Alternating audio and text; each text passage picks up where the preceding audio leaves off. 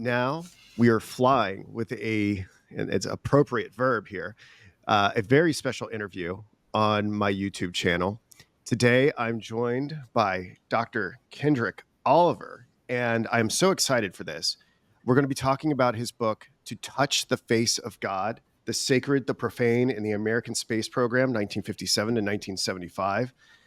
Um, Kendrick, I'm incredibly interested in the spiritual aspects of the American space program, and it was very interesting because the way that we met initially over the internet is that I stumbled upon what I thought was a very important piece of space history: the collaboration between Buzz Aldrin and Dean Woodruff on um, a paper or a sermon called "The Mythic Dimension of Man" concerning Apollo 11 that was read in Buzz's church around the time of the initial Apollo 11 launch.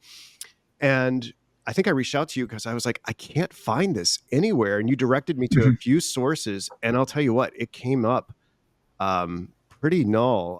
The only place that I was able to get a sizable excerpt from it was I forget her name at the time. I think you probably remember it off the top of your head. The The book that the Hamblin yes, the Hamblin book. text, the Hamblin text. Yeah. But I find it so incredible that this is not something more distributed more widely. But anywho, something good came out of it. A lot of good came out of it, including our dialogue. And I've been obsessed with your book for the past month. I've gone over it with a fine tooth comb, and hopefully, you can enlighten us on some of the high points, some finer notes today. So thank you so much for joining us. Well, you're welcome. It's obviously a book that's it's about a decade old now, and so is my sort of memory of it. So it might well be that you can tell me more about my book than I can tell you, but I'll do my You know, best. it's great that we have this in common. I read so many books, and I know you do too, from the copious footnotes that are in your text, which is really a strong point of this book, is how many rabbit holes and rabbit trails that you provide the reader to go back and research. But yeah, people ask me all the time, like, what was this book about, and this and that. I'm like, dude, that was like 5 months ago. I've already moved on to the other thing, so my mind is a little bit limited about how much it can contain. And even when people ask me Mm. about my dissertation, I'm like, yeah, I can kind of tell you something about Soren Kierkegaard. But before we get into it, I thought maybe it would be appropriate for you to introduce yourself, or maybe I could even read your biography off your Amazon site. I think, I when I first reached out to you, I was like, oh, we're just going to be two dudes talking about religion and space. And then I was like, I started reading Kendrick's biography. I was like, oh gosh, Kendrick is such a heavy hitter. So I don't know if you want to brag about your credentials to the audience, just so they know who you are. Well, not especially. I mean, I am I'm a historian of, well, let me say, American history, and I mostly 20th century American history, and my sort of interests of my PhD was in nuclear diplomacy, and then I sort of skipped and moved over to writing a book about the Vietnam War, and then skipped again to writing the book that we're considering now, which is about religion and the American space program, and more recently I've been sort of interested in cosmology and scientific cosmology, particularly the Big Bang theory and the history of that. So yeah, I mean, been a certain sort of ranginess to what I've covered over the course of my career, but I mean, hopefully we all have the sort of freedom to explore what we're interested in, and what we're interested in may well change over time, and that's been, I've certainly been very lucky in being kind of allowed to do that and encouraged to do that. Well, I found this text. I mean, I'm not familiar with your other work, and towards the end of this podcast, I'd like for you to talk about your new project on the Big Bang cosmology, its origins, and the implications in spiritual life. But I mean, what you and I both have in common, and I think what makes this synergistic in a lot of ways, I'm kind of interested in a psychoanalytical interpretation of the Apollo missions. And I think there are points in your text that dip into that, but that's my own little project. I'm putting together these videos. I don't know if you know of anyone who's ever done like a Jungian interpretation of Apollo, but I think it needs it. It's Mhm. definitely very Mm. Freudian as we look at this this shrine to the Saturn rocket here on the cover. Well, I mean, I think that's one of the hardest things for a historian is sort of working out what people made of what they were seeing, what they were hearing, what they were experiencing. When they're watching the images, for example, on television, and how that sort of works, as it were, in terms of other sort of influences going on at the time, and social upbringing and educational upbringing, and all of that sort of stuff is very hard to sort of pin down, and there isn't really a kind of historical methodology that sort of works for a big sort of mass of people to tell us how they sort of meditated upon and metabolized the space program. So you're dealing with sort of traces that are slightly sort of fleeting, not necessarily representative. And I can imagine that a good grounding in psychoanalytic theory might well, which is not something that I have, Right. basically, would press a good way in that direction. Yeah, neither do I. I like my background's in philosophy. I never formally got inculcated with Freud or Jung. Maybe here and there, but not in any sort of serious fashion. So I'm like trying to teach myself. A lot of times I make these videos Mhm. and try to communicate those ideas so I can gain some sort of mastery over them. But I think you did a fine job with this text. Perhaps if we can go to the second slide, um, I'll bring that up here. Uh, I guess at first I'd kind of like for you to talk a little bit. I think you already have touched on it. How you got the gumption to write this text? What inspired you? What problems were you wrestling with? What fascinated you about the project? Because clearly, it's made with a lot of attention to detail and passion. And then I thought, it was such an education reading your book.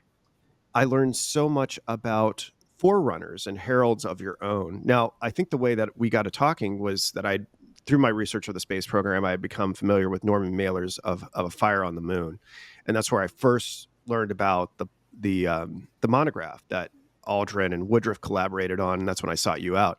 But Mhm. from your text, I gathered some other predecessors, even one that you recommended to me via email, which was Earthrise. But this one, Oriana Fallaci's, looks especially awesome. If the Sun Dies. I guess I kind of was hoping you could give us a little bit of background to your inspiration and what else was out there when you embarked on Right. this. I mean, I very often when historians talk about their why they came to a particular project, very often they'll talk about a sort of a gap in the historiographical market, or a something that had been bugging them in the sort of scholarship that they didn't think was quite right, and that they would then explore it quite well. And sometimes I think that's a sort of post facto justification or a kind of rationale. Sure. And in my case, it certainly would be. Like, basically, I decided that I was sort of interested in writing the next book on some element of the space program. The reason for that was because I've been writing about the My Lai massacre during the Vietnam War, and that gets revealed in the American press in sort of November, December 1969. And that's around the same time of the Apollo 12 mission. And a lot of the kind of year end, the sort of reviews of 1969 are juxtaposing, in a way, sort of two sets of images, one of which is the sort of images of the Apollo moon landings, and the other is images of the Apollo of the My Lai massacre. And so I spent a little bit of time in that book thinking about that relationship, but that's what sort of led me on, basically, to become sort of interested in. If I was going to write about a much happier topic, I guess, than the Vietnam War and the My Lai massacre, the space program was sort of there as something that I already engaged with. But I think that my first idea for that was actually to write the book that Robert Poole ended up writing, which is Earthrise, and I'm glad I didn't do that because I think he was slightly ahead of me down the track there. So, in the process of beginning my research, I think I'd looked at the kind of Earthrise photograph. I'd looked at the Apollo 8 mission, where they take the photograph of the Earth rising over the lunar surface, and but it's also the mission in which they read Genesis. Yep. To the biggest international audience of the day, live on Christmas Eve, and I think that's probably, insofar as I can excavate the origins of the book now, I think that's probably the sort of the moment when I went, okay, I think I'm going to turn my attention to sort of religion and the space program and explore that. If I can ask a question, just briefly here. Are you familiar with the work of Friedrich Nietzsche? I'm sure you are. I mean, being an educated person, specifically, I think about the birth of tragedy. And you were talking about the Miley massacre. I often think about the timing of Woodstock and the Apollo missions, and how there seems to be this tension between Apollonian aspects, the plastic arts, and the looking into the abyss of the Dionysian with Woodstock. But I think the Miley massacre would figure into that as well. I have to go back and refresh my memory on the finer points of that. I think that's something that I'm working on in the future. But I don't. Did you ever think about that distinction? Or maybe it's just, I'm a big believer in synchronicity and meaningful coincidences. I know you're not supposed to be as a serious intellectual. Everything is supposed to be materialistic and random. But I just find it so interesting that those events were going on simultaneously while we had the Apollo program. So there's, I don't know whether I would, argue for a synergistic kind of causation, as it were. But there's something very interesting visually going on, yes. Which I noticed when I was writing about My Lai, which is you get cartoons and a variety of different kind of texts in response to the My Lai massacre when it breaks open. I mean, it occurs in March '68, and it sort of breaks open and becomes public in November '69. And in the wake of that, you get sort of a whole series of sort of editorials and editorial cartoons that conjure with the kind of mirror image, right? Which is the idea that we are seeing in the mirror a different image of ourselves, right? Or that the finger pointing back at us is one that's sort of covered with blood, but that's sort of juxtaposed in those sort of end of year sort of editorials in like Time magazine or Life magazine with the image of Buzz Aldrin with his visor on the moon, reflecting back the image of Neil Armstrong taking the picture. Right. But if you imagine that image is what it's sort of doing is it's allowing the person viewing that image to imagine themselves as Neil Armstrong taking a picture of Buzz Aldrin on the moon. Right. So there's a sort of way in which you can sort of project yourself into that sort of moment of sort of triumph, technological triumph, just as the kind of that sort of mirroring with regard to My Lai is inviting people to take ownership of something very different. So that was my sort of way into it. I think that's a fascinating point. I think that's mirrors are so important, especially, they allow us to see what we want to see, right? And I think we know about all the different editorializing and the propaganda efforts that were involved in the Vietnam War that didn't really give, I mean, you can speak to it more than I can, but, didn't give people an accurate depiction of what was going on there. And that might just be a necessary constraint of having media, like that it's ultimately going to select things in for us and select things out. But I thought some of these other texts, specifically Oriana Fallaci's books, I tried to get a copy of it on eBay. It's pretty expensive, so I'm still searching. But I thought I wanted to include one of her quotes that was in your book. This was in the wake of Theodore Freeman's death, about how she became converted to the space age. And you quote her as saying, "Heaven doesn't exist, hell doesn't exist, goodness doesn't exist, but life exists and continues to exist even if a tree dies, if a man dies, if a son dies. Didn't you believe it too, Theodore? I do now. I do. And you must too, Father. Believe it, please, Father. Believe it together with me. Don't leave me alone to believe it alone with them. They've convinced me, they've bent me, they've converted me, they've made me join them, and they frighten me so, Father, because reason is on their side, and reason is always so frightening. That's from the third page of your text. And Mm-hmm. that's deep. That's heavy. For so, I mean, Mm-hmm. we could talk the rest, we could talk 2 hours probably parsing that, but it does kind of, I think, accurately capture, and we're going to talk about this throughout the interview, the the struggle and the transition from old cosmologies, old worldviews into the new space age faith and the new age kind of Aquarian thinking, or uh, maybe we call it pantheistic. I'm not exactly sure, but it is Mm-hmm. interesting that I guess you wrote this in 1966. It was early in the space program, if I have that correct. And it's Mm-hmm. kind of being an example of how people of that age are going to struggle to make this transition into a new paradigm.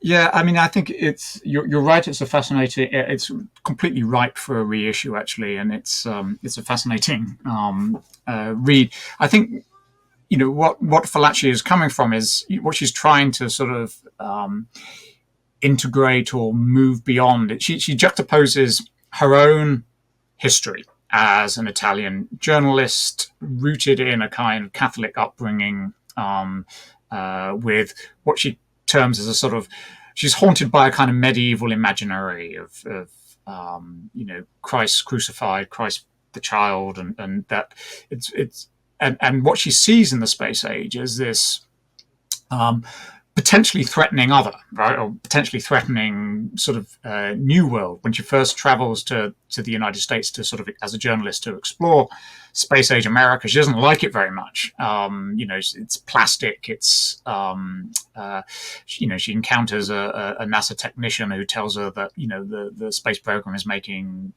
Shakespeare Mm. superfluous. This is about the kind of death of culture and intellectualism, and it's about kind of she climbs inside a mock-up capsule and wants to escape from it because it just feels like a coffin to her. But then gradually, particularly as she sort of encounters the astronauts, and there's one scene where they all get up by the side of the swimming pool in I think it's in Cocoa Beach in Florida, and they all start reciting Shakespeare from memory. And she's sort of like at that point, like there's this sort of moment where she sort of realizes that there's something more to this. There's something interesting here, and that it's potentially liberating. It's a source of liberation, but it's also a liberation that's scary, and might well involve costs. It might involve the the sort of death of some of the culture that she's the cultural kind of traditions that she's sort of identified with hitherto. And I think that sort of dualism is what I'm kind of wrestling with the book. The idea that there's there's a religious tug on views of the space program. There's a religious influence in the space program, and those are quite significant. But there's also the way in which the space program, to some degree, is a technocratic venture. It's threatening to naturalize the heavens. It's fairly instrumental, and there's a vision there of something that's sort of highly secularized and almost beyond,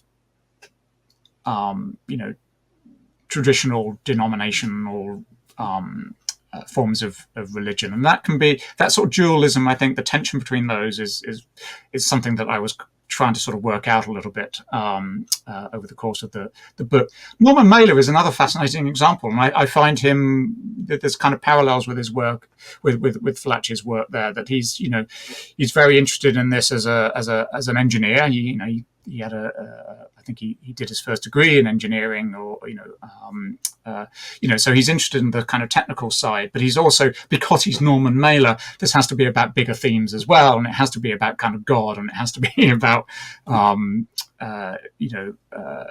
big human grand themes, the death of civilization, these sort of questions. And so both of those authors are the provide an opportunity for me as an author to go, like, some people, at least, some sort of serious intellectual figures, are thinking in a very big way about the meaning of the space program.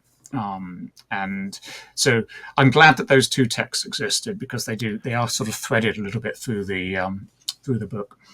Yeah, it's interesting. I mean, you're more of a scholar on this than I am. I'm still very early in my research process, but I mean, it does strike me how little, or maybe you'll correct me. It definitely seems like it didn't produce a lot of poetry.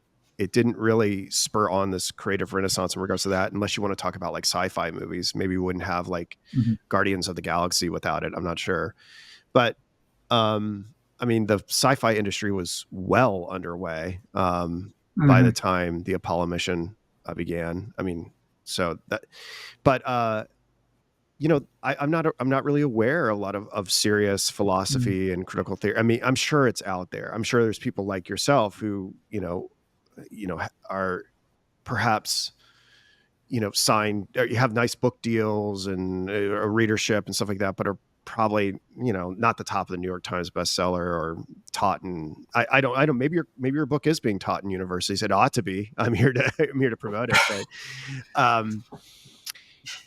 But something I noticed about Norman Mailer's book.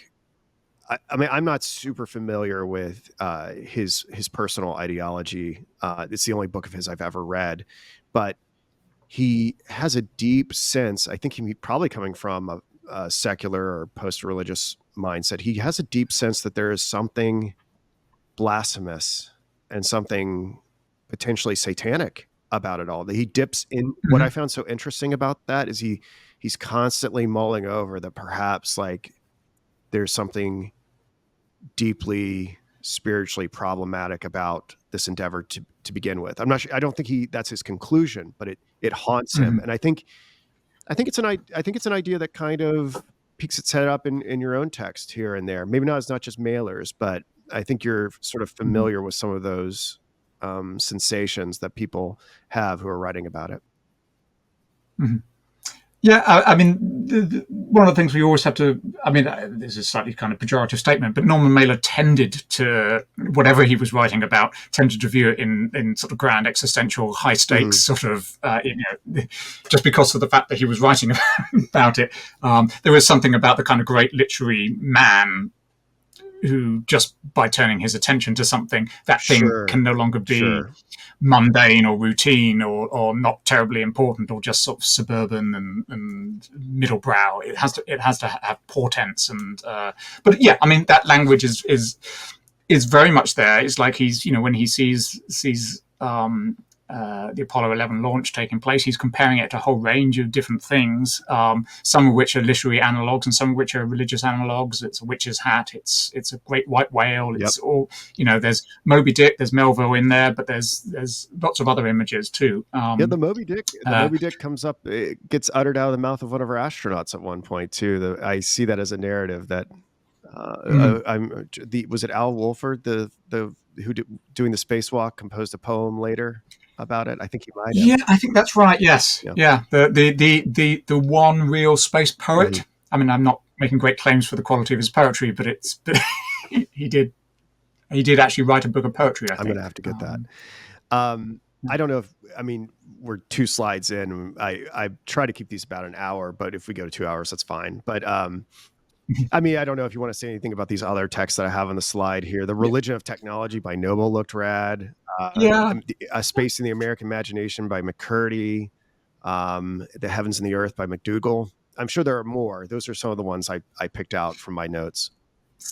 so the sort of post facto retrofitting of historiography to the book very much involves sort of trying to sort of tussle with some of these texts that you mentioned. Robert Poole, I'm a big fan of his book. I think it's it's one of the few texts that certainly at the point that I was writing that was kind of wrestling with spirituality and the Apollo program from a kind of historical methodology. David Noble is just an absolutely fascinating case of a book where Noble is arguing that the space program is fundamentally religious at its core, and it's about a grand scheme. Well, I say scheme, an impulse on the part of anybody involved in the production of American technology to try and recover the divinity that's lost to humankind in the wake of the fall. Right. And that the space program is like the culminating thing here, because obviously it has all these sort of it conjures with ideas of ascent and being closer to God and those sort of things. Not to mention, Now, it's a mention that Neil is the first man, right? So we have the reference yeah, to the garden right there. Yeah. So it's a fascinating text. That the issue with the book really is that I could sort of work out when I went to the NASA History Office what David Noble's methodology was. And the NASA History Office in Washington D.C. is based in the NASA headquarters, and they're very lovely. They let you in, and they have basically they take their files from a variety of different sort of places, different kind of NASA centers around the country, and they organize it according to sort of themes. And so there's a big sort of file of religion and spaceflight, or that sort of, and that's basically what he used. And you can sort of go through that, and you can sort of see the footnotes of Noble's book. But the problem is, of course, that you go to the NASA History Office, and there is 97% of what they have there is not to do with religion and spaceflight, and so you've got to really think about how represented this is. Is the example of a letter from a senior NASA bureaucrat the one example that we have of them talking in religious terms? The exemplary instance, is it representative of why that bureaucrat is sort of interested in spaceflight, has come to that position in the NASA hierarchy? And I think, as a historian, I think probably you have to do a little bit more work to try and put those sort of instances of kind of religious speech in the context of quite a large body of non-religious speech. Right. Well, and so, I was going to ask a personal question. I mean, did you grow up being a space enthusiast? Did you become one in the process of writing this book? I'm just kind of curious what your own personal background was with this. I sort of, I grew up in the 80s, and the moon landings were done, but we they pumped in the Challenger stuff for me, which is, if people don't know, that's where you got the title of your book. It comes from a McGee poem. We'll get to that later on. Yeah, I don't know. I weirdly know more about the space program now than any time in my life, and it's just interesting. I'm curious what your own arc has been like. I mean, I like you probably. I mean, we won't get into age, but I grew up in the classic shuttle period, point where the Apollo program was pretty much sort of, it was sort of there in the culture. And no, I mean, I wasn't a space geek. I wasn't reading a lot of books or astronauts' memoirs or anything like that. I mean, I suppose I had a religious upbringing in the sense that I would go to church with my father every weekend, and I was a member of the Boys Brigade. But that's not a kind of commitment that's really stayed with me. It was just something that I did to meet with my friends, and there's a certain sort of familial expectation that one would go down that route. So there's nothing terribly deep in terms of a commitment to space or a commitment to religious seeking that informed this. If I was to be, I was probably looking for writing a book that was more cheerful, And this struck me as interesting. And I wonder whether actually I would have found the topic as interesting if I had been more deeply immersed in space flight. The fact that it was quite new meant that there was quite a nice steep learning curve, that you could learn a lot very quickly simply because you didn't have a Yeah, it background. is like that, isn't it? Yeah. Yeah, it is like that. All right, well, maybe we should go on to the next slide here. Let's see which one it is. I'm trying to remember. Okay, so we've talked a little bit. Oh, did I go too far? I went too far. You skipped over the astronauts. Yeah.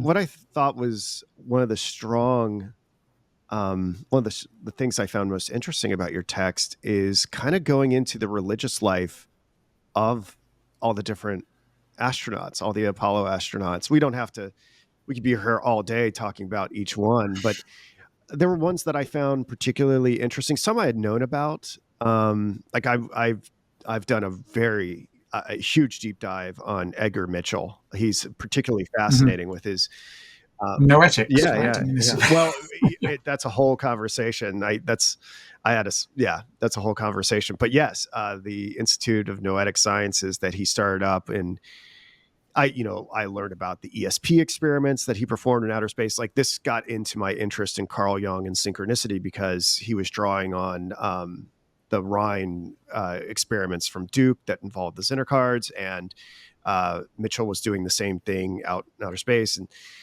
his dyadic model of consciousness was super fascinating. Mitchell is a really interesting figure in this saga. I guess one of the ones that was new to me that you spoke about at great length was Irwin. I perhaps you could tell our audience a little bit about James Irwin and his religious experience in space and after space. Sure. Yeah, I mean, he is fascinating. So I think he's in the third group of astronauts to get sort of signed up for the program. And he comes, I'd need to sort of excavate my memory of his background, but I think, he comes from, I think, a sort of evangelical background. But his kind of commitments are pretty thin, going into this sort of period when, he's in Houston with his family, and he grew up, I think, in Colorado, or at least, was based in Colorado before, and really enjoyed mountain walking and mountain hiking. And there's a big affinity to that sort of landscape. And then he ends up in sort of Houston, and it's flat plain, it's hot, it's fairly undifferentiated, and his family gets pretty unhappy in that environment, so sort of waiting for him to get his opportunity on a flight. And he ends up, before he goes on, gosh, which one is he on? He's Apollo 15, am I right? I think I should probably... It's the one I would have known this at the time that I wrote the book, but it's been a while. But he ends up going to church prior to because he's obviously seeking something. He's seeking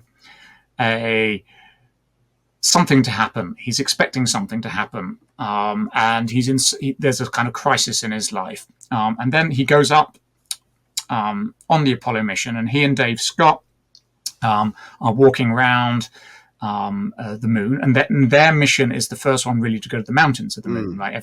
Previously, the missions have gone to relatively flat and easy terrain not easy, but easier terrain to land on. And so he's in the kind of high spaces of the moon, and and it reminds me of Colorado. And he says a reading from Psalms, if I remember rightly. Whilst he's walking around, he discovers that one of their jobs is to discover lunar rocks, or to pick up samples of rocks from around the mountains of the moon. And he discovers this rock that's sort of sitting on another rock, and as if it's been sort of handed to him or laid out for him to pick up. Predestined, set up for him to take. Yeah.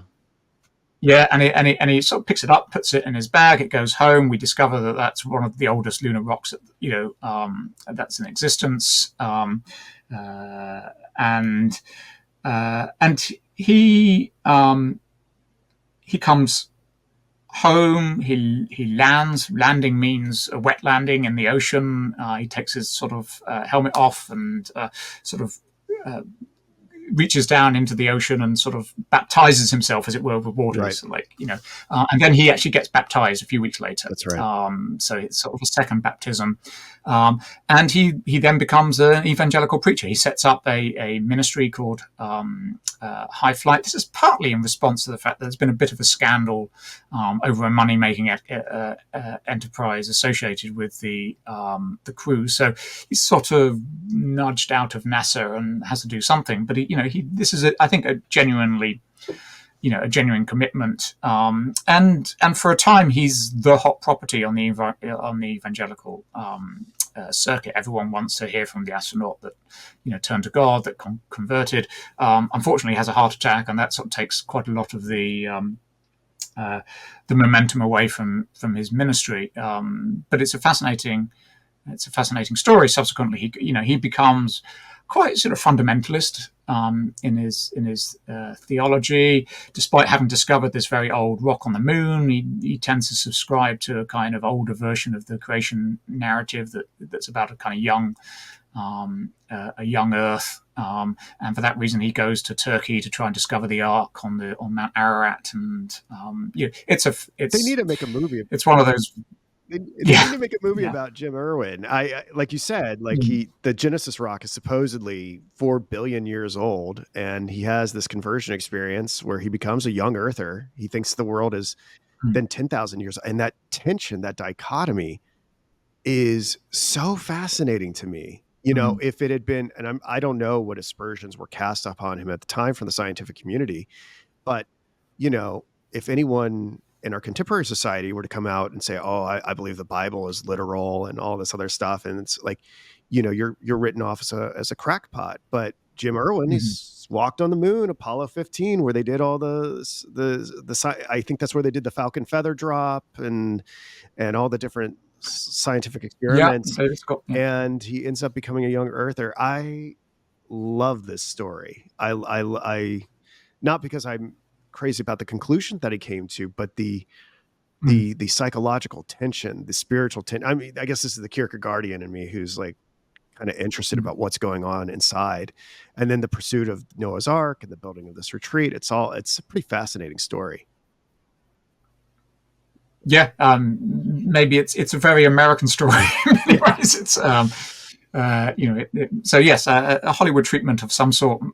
You can imagine Well, it. maybe I don't know, because he becomes a fundamentalist. Maybe that would be more like a direct to DVD evangelical production, but I don't know if it Mm. get made in Hollywood, but I found that to be fascinating. And there's lots of other individuals that we could talk about here. I mean, Mm. Aldrin is, I mean, I don't want, we could talk about, like I said, we could talk about this for like 40 minutes, but I think just mentioning Edgar Mitchell and Jim Irwin, those were the two that are most interesting to me. I mean, Yeah, Rusty Schreikert's very interesting as a countercultural yeah. figure. And how there seems to be this split between a lot of the astronauts who, well, there's like astronauts who like don't have like religious experiences, and there's like, I was just doing my job. And then there are those who do Hmm. have like epiphanies, and they're like it's not really something that's smiled upon in the program, because astronauts having epiphanies in space is like bad for engineering and getting the science done. And then those kind of break up into those like Irwin and others who have the commitment to Christianity, but then you have the others who become more New Age and more of this like Hmm. global consciousness idea. So it's fascinating to see how they all kind of shake out. And Aldrin, you probably know better than me. Like, you know, Aldrin is this scenario where, he comes out on the moon. His first words are like, it's this magnificent desolation, which is like this strange marrying of words. And then he ends up in this Hmm. incredible depression for so long. I don't know exactly what his religious commitments were. I don't know if you know off the top of your head. I when I went back over my notes, I Well, couldn't really get that.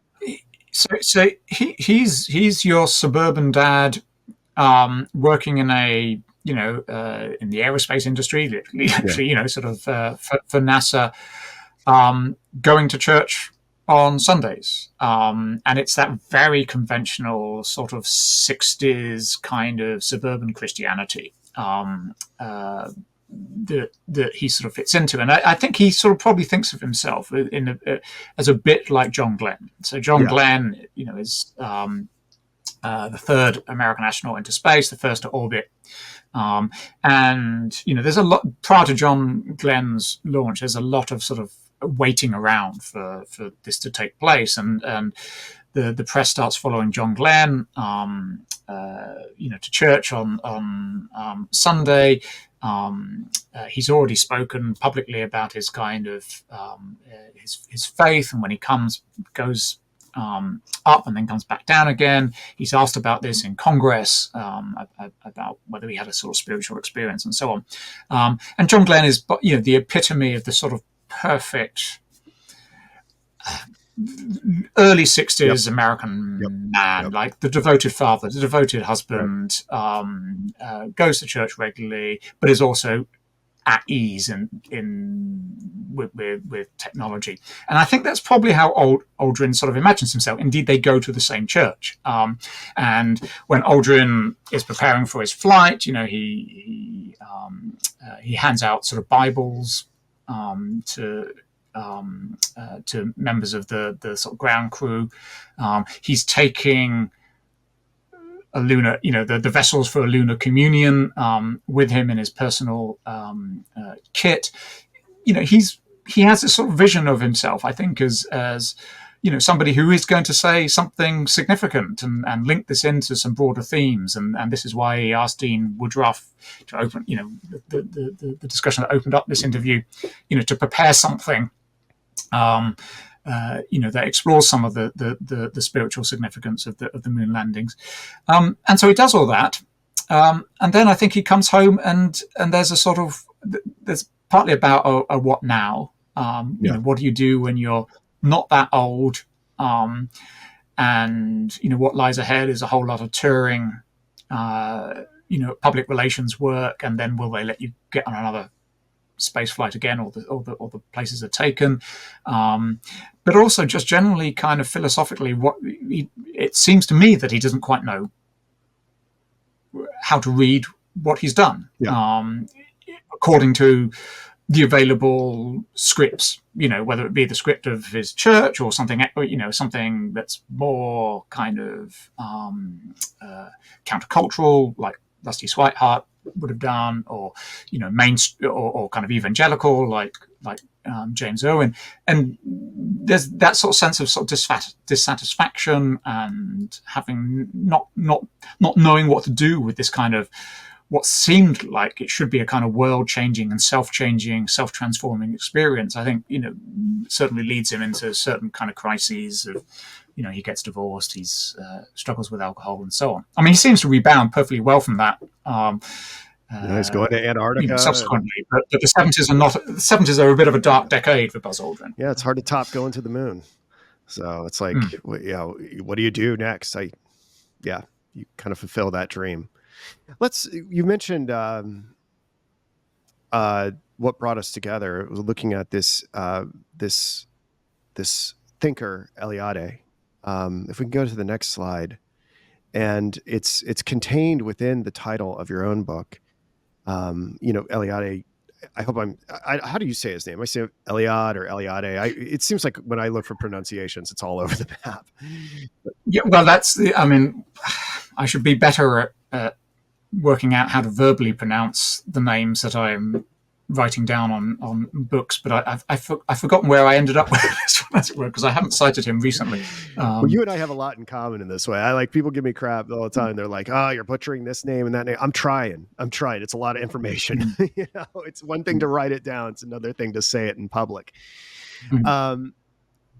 What I thought was so fascinating, and we've talked about it a little bit before, about kind of return to the primeval states of creation through the space program. I don't know if you picked up on that prior to reading Eliade, or your view is kind of influenced by Eliade or Eliade.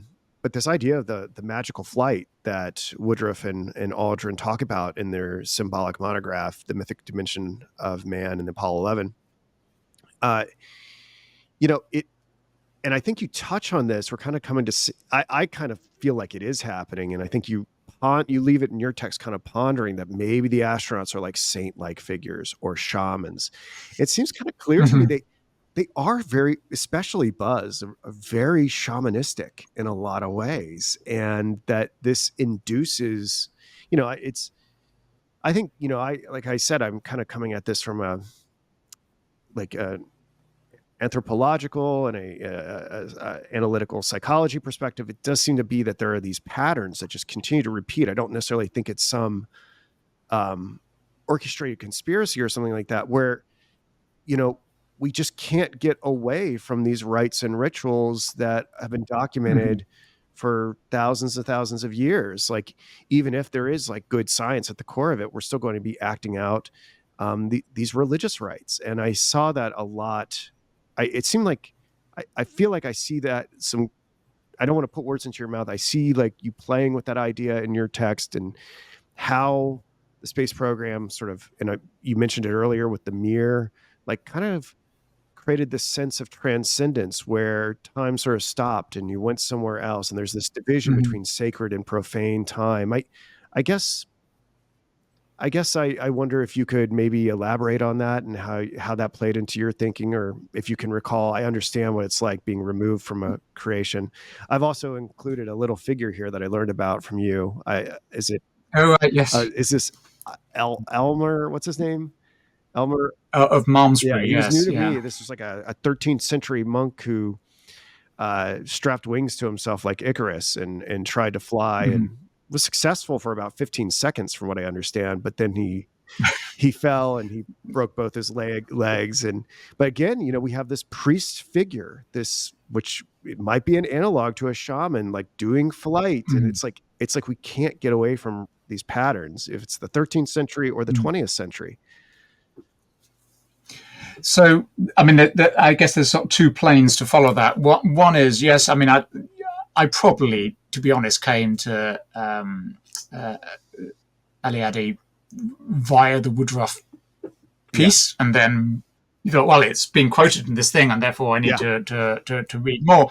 But it's obviously that he's a scholar of comparative religion, and that's a very hot topic in the sort of in the post-war era, right? And so he's quite widely read. So it seems it's the sort of thing you can imagine a relatively ecumenical Protestant minister to have kind of encountered, even if it's not quite dead center to their own theology. And it's expansive enough as a vision, to this idea that there are that whatever Christian traditions in terms of ideas of ascent taking you closer to God, that those may be quite powerful traditions, but they have analogs and they have predecessors, and that's what kind of Eliade is sort of pointing to, that there's a sort of deep prehistory of conceptualizing voyages into the sky and returning into a different sort of space, the sacred space, the space set aside for creatures other than man, as it were. It's the sacred space as opposed to the kind of profane earthly space. That's one plane in which I was very interested in. Why did Woodruff cite this, and how might that have affected the way in which people, even if they hadn't read Eliade, that somehow that image is in through osmosis. Somehow, the idea that somebody traveling into the sky should be engaging with a wisdom or some kind of transcendent experience that they then come back and teach from. Right. That's quite deeply embedded in the culture, and I think it very much kind of informs certain expectations of the astronauts. Like, like they should be having these experiences. They're getting an opportunity to do something that nobody has ever done before. They're getting the chance to look upon the Earth from orbit, to see the kind of the whole of the Earth, to see it, to be able to be so far away. In the case of the Apollo voyages, that you can put your thumb over the Earth and it disappears. Right. Those sort of perspectives as being, what's the point of doing this unless you come back from those voyages with something profound to say to mankind? The problem for people like Buzz Aldrin is that he didn't really. Whereas I think figures like Rusty Schweighart and Edgar Mitchell, I think they do. But my argument with respect to them, and this goes back to the astronauts in some respects, is you can't take that away from their expectations. It's not like they travel up with no expectations at all. Something happens, and that then they come back transformed. In all of those cases, Schweikart is sort of very interested in the counterculture. Irwin has already had this sort of return to church and is looking for some sort of significance. Mitchell is already, he's planned the ESP experiment to go up with him. Like this, these are figures that are already looking and seeking. Mm-hmm. And then they, and lo and behold, they find what they're looking for. There's plenty of other astronauts who weren't really looking. They were looking to do a good job, right? They were looking to fly the thing, bring it home, return the lunar rocks, and then either wait for the next voyage or get their beer concession from Coors and work Texas as a territory. Right. Right. It's so crazy. I think about, like, we had the eclipse recently, and just how everybody was in awe of that in America. I even experienced what I think was some sort of moon eclipse sickness. I got very vertiginous and I felt ill, and I couldn't even, I didn't even know that was a thing until I went online and be like, was anyone else experiencing what I was experiencing? It was unlike anything else. And like, just being able to witness a celestial event like the eclipse and being physically altered by it, not to mention all the spiritual implications of it, like to actually go to the moon and not have some sort of response like that. It's maybe it takes, maybe I wouldn't have had the right stuff. They put me through all the centrifugal chair rides or whatever. Maybe they just would have sifted me out. I wouldn't have passed. And yeah.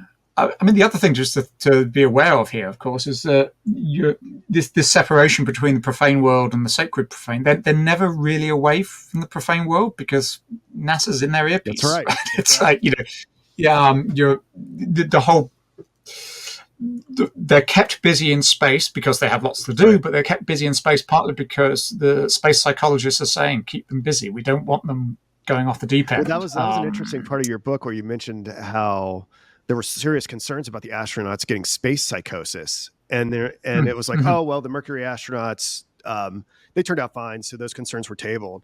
And I just, I was like, okay. But what's interesting, you mentioned this, how the profane never leaves the astronauts. The astronauts then kind of end up being like these surrogates, like we've talked about, for angels and saints and shamans. It's all like when Apollo is talking to Earth, it's kind of like the voice of God coming from the heavens. It's kind of like a stand-in for that.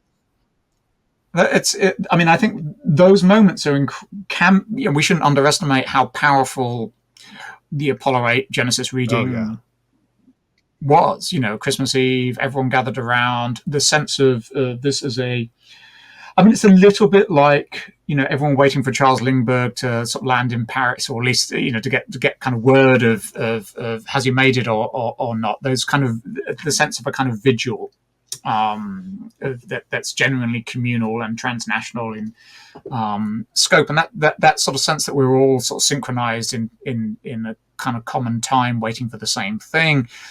That's powerful, linked with all the kind of analogs to shamanism, the tradition of Christian ascent, the wonder of technology, so that you hear these sort of voices. from space, it's powerful. Just as I think the first, the landing on the moon is powerful, and the first sort of steps on the moon are powerful. Thereafter, they become slightly less powerful. Like the romance sort of fades away a little bit. Richard Nixon comes online, and talks to the they have a astronauts. FaceTime call, Yeah, or yeah, almost FaceTime call. I guess they don't have the vision. yeah. He makes a weak joke, and it's and the air becomes slightly less charismatic, I guess. Yeah, it's interesting how it's an interesting question to think is did the transcendence that experience induced for humanity, did it endure or did it not endure? I mean, there's a sense where there's like people don't feel connected to the Apollo landings anymore. Maybe it's the passage of time, but at the same time, there's still a lot of fervor for all things outer space. So I'm like, did it? Are we still beholden to this shamanic transcendence gift from the astronauts, or not? What do you think? Well, I mean, I think it's the idea of this seeding a cosmology that works for all across the culture is problematic, but it worked for some, right? Yeah. And you can look at the all the guys in sort of California generating they're reading the whole Earth catalog, and they're generating Apple or whatever, the new technologies of the 1970s and 1980s, and the personal computers, and there seems to be quite a strong through line of sort of fascination with the Apollo program into the technologies that were going to become very buzzy in the late 70s and 1980s, Steve Jobs and that sort of. Sure. So I think that's there. Elon Musk clearly speaks to that as I think there's a certain sort of generation of tech bro entrepreneur in modern day that for whom this was a formative experience, or we're often nostalgic for the time just before we were born, weirdly, and like you sort of imagine. That must have been a better and more kind of fulfilling and satisfying moment when things really mattered and people did big things and so on. I partly wonder whether there's that sort of slightly displaced nostalgia, just like a lot of people growing up in the same time that I did were probably nostalgic for the music of the 60s and early 70s. You didn't experience it firsthand, and therefore it seems to sort of more luminous than maybe it did for those who lived through it. So I'm wondering what my point is now. But anyway, that's you're allowed to wander here. Let me because we've had such a fulfilling conversation. We are running up against an hour. I just wanted to check in. How long do you have time constraints today? I mean, I shot for an hour. I have more. I have to go and cook dinner for my son. So I'm happy to carry on for another quarter of an hour or so. Is that okay? So 15 minutes, yeah. Yeah, let's do that. Something I wanted to get. We'll skip slide 5 and go because we've talked about Dean Woodruff so much. Very quickly, I wanted to ask your opinion on the Bible verses that are surrounding the Apollo mission. So, if you were seeing this slide right here, this is the chalice that Buzz took into space. Or maybe it's a replica that I got off an auction site that Dean Woodruff gave Buzz to do the Holy Communion on the moon. That is so insane. Mm-hmm. You think about, this goes back into Buzz being a shaman in the sense that he's doing a religious rite. But something I noticed, we have Genesis 1 reading, right, on Apollo 8. We have the Genesis rock. And that makes sense, like why the book of Genesis would be associated with the moon landings, because in a way we're recreating the cosmology. The cosmology that's laid out in Genesis 1 is not the cosmology that we're getting sent back to us from the moon, right? Like this talk of firmaments and things like that. That's not what Mm, we're getting back, unless you want to reinterpret that, what that means. And some individuals, such as Downing, that you mentioned in your book, do that. So it makes sense that we would have Genesis being associated from a biblical perspective. I noticed that mm, there a lot of the astronauts quote the book of Psalms. I think it's like three. We mentioned Jim Irwin doing it. I think it was Psalm 121. mm, I mhm, Buzz does it at some point, and I thought that was kind of interesting. And then Buzz also quotes John 5, or maybe it's John 1:5. Anyway, he quotes. So do you know of any other ones? It's Genesis, a couple from the book of Psalms, and John. And I was curious if you had a take on why the book of Psalms is getting quoted so many times by the astronauts on the moon. I think my first thought about it was the book of Psalms is largely a book about like the reverence for God. These are mhm, worshipful pieces of, I guess you call liturgy or something like that. But then, there's other aspects to it too. And it ties into some of the themes you talk about into your book in terms of Christian millennialism. Like, there's a mhm. lot of uh, millennial prophecy in the Book of Psalm. Now, I'm not saying that the quotes that these astronauts quoted have anything to do. I have to go back, and I just really came up with that this morning as I was preparing for this. I'm not saying Mm. any of that was intentional, but it is interesting to me given how certain figures, certain astronauts, and certain figures within the program, even von Braun, um, use Christian millennialism to justify the space program. And maybe that's just a synchronicity, a meaningless coincidence. Had you ever thought about why the Book of Psalms is showing so much on the moon? No, no, I hadn't. What you're saying uh, is is very interesting. And I think I suppose there's two observations to make of it. It may very well be that there's a kind of whisper of the millennial in some of these Good point. choices.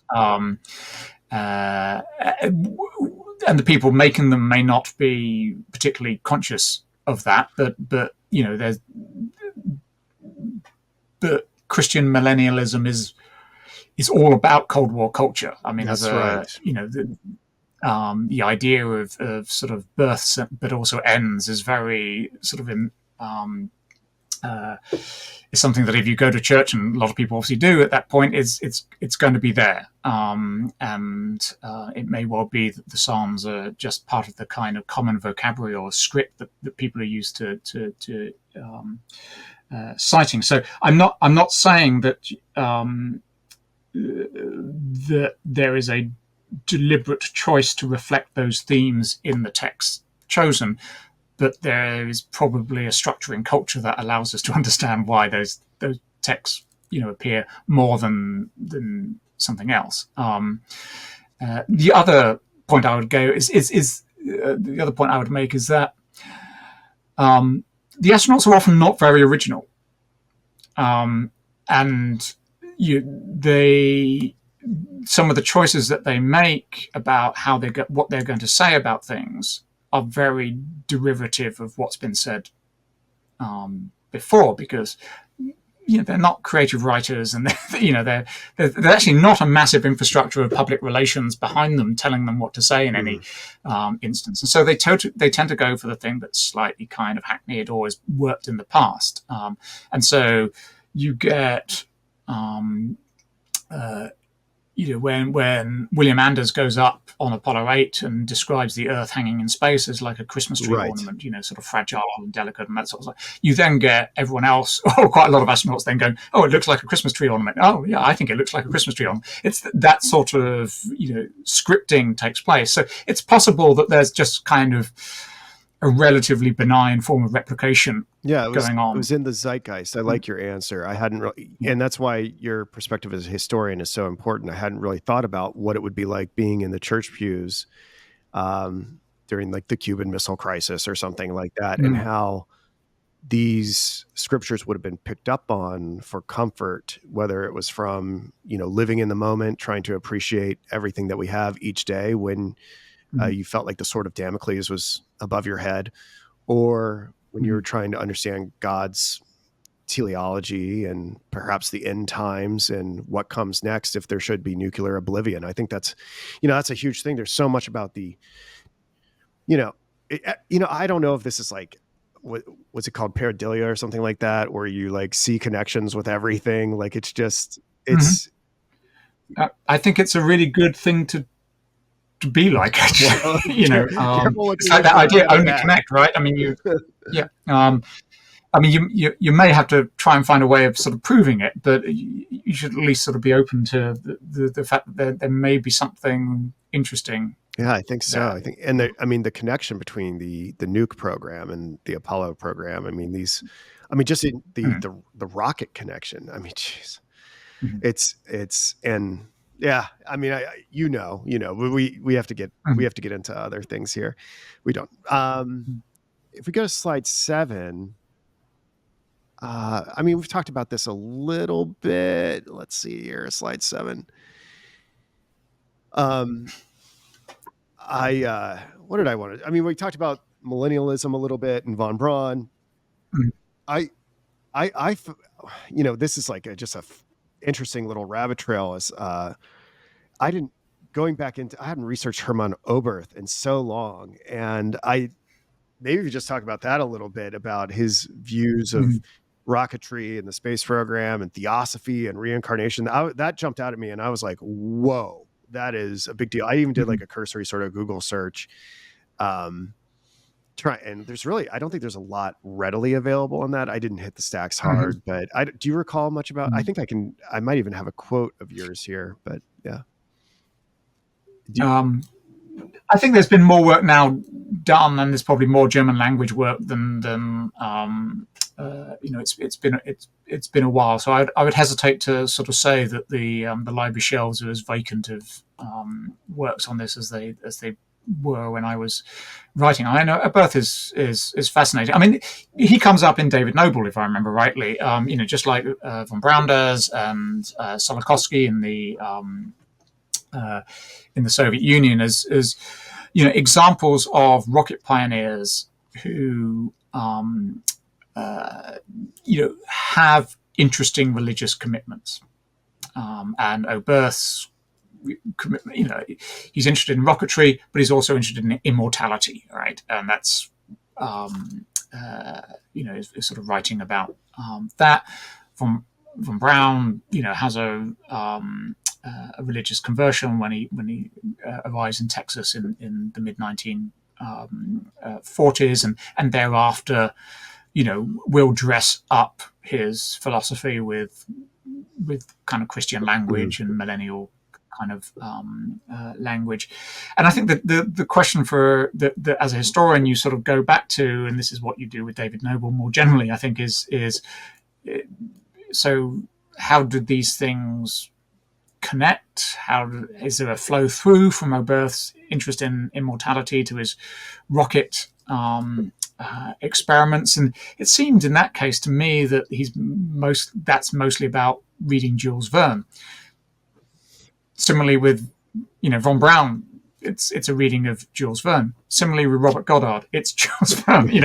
That's the way you sort of like you track this back. And the fact that they have these other interests is definitely fascinating, but it's quite difficult, I think, to sort of say this is all motivated by their interest in rocketry is motivated in the way that David Noble suggested is by a desire to recover divinity. It's definitely complicated, but I'm hesitant to call it the primary motivation. Sure, no, it's just fascinating. I mean, I don't think the average person even doesn't even know that these forces are in the background. They may say, oh, that's that's irrelevant, that's incidental. What I'm interested in is like what the rock sample was, et cetera, et cetera. But I don't know, when you have figures like Jack Parsons, like doing hymns to Pan, trying to get rockets off the ground and doing all sorts of rituals, you go, at some point, this might be something we have to consider about what the whole meaning of this program is. And so a point that you made, I thought was great, was the image of the Earth. This I believe this is the blue marble from Apollo 17. And I think this is Mhm. the first time Mhm. we got a true the Earth in all its glory, and how that contributed to eschatological themes, because you kind of see from outer space, you see man vanish, and it's kind of like it kind of brings to mind these ideas of, I don't know, rapture, or an Armageddon event where man is no longer on the face of the earth. I thought that was a really profound point Mhm. that you made, and how it created this Yeah. eco theology where, there's this great chain of being and everything's interconnected, and we have to reconfigure our cosmological concerns, and how this image like changed the paradigm. Yeah. I mean, I'm not sure how much I would claim particular originality on this, because Robert Poole has written very well about similar, you know, similar things, and he has this sort of term about like the Earthwise picture and the whole Earth picture are these are pictures with which people can think, or Mm. they're pictures for people to think with, and and they definitely express, the invisibility of human society, but they also express the finitude of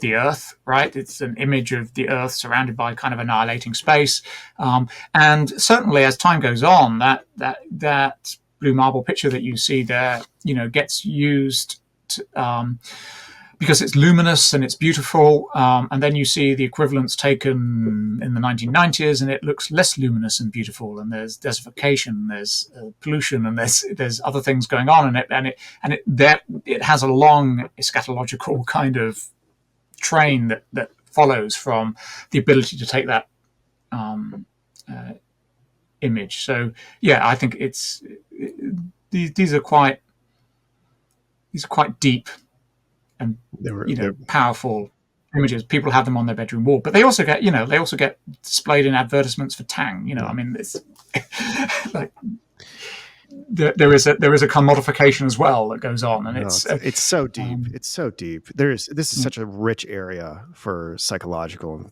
philosophical and theological research. We have 3 minutes left, and I want to respect your time. There's so much we could talk about here. Maybe we can do something else in the future. Maybe we can. I, if we could go to the last slide, and maybe it's this, because I think I went on your website, and I think you've started to publish some papers about your new project on the implications of the Big Bang and theology. Can you just kind of give us a sense of what you're working on? I'm deeply fascinated by it, because there's so much going on in the culture right now where people are rethinking cosmology, and that has so many different implications as well. So yeah, I mean, I guess it's continuous with to touch the face of God, and so far as I'm sticking this time with the topic, as opposed to sort of jumping to something entirely new. And I guess the continuity is relations with the sky, and the sort of the challenges of composing a cosmos around oneself. Right. I think you sort of see that with the space program. It's a frictive process. It's a bits of it kind of work, and then bits of it don't work. There are discontinuities, there are disarrangements, there are things that kind of interrupt the attempt to fold the heavens into a cosmos around oneself, in which you are at the kind of, I guess, the relational center. You're a philosopher. I'm thinking about kind of Heidegger's sort of age of the world picture. This sort of idea that that what we're sort of seeking in the 20th century is a image of the whole, with mankind at the kind of relational center. And what I'm really interested in with regard to the Big Bang is, once you have the development of a sort of theory of universal origins, that involves a massive cosmos, but also a finite one, finite in space and finite in time. Where does man, where does your community stand in relation to that sort of story of tiny origin, explosion outwards, and then eventually kind of heat death, or So I'm very interested, basically, in that. Like, can we make a cosmos out of the Big Bang universe? Right. That's the kind of question that's I'm interested in Are you using right now, and I suppose I have a skeptical answer to it. Are you using Heidegger as the lens through which you interpret this, or are you trying on a bunch of different paradigms to understand what's going on?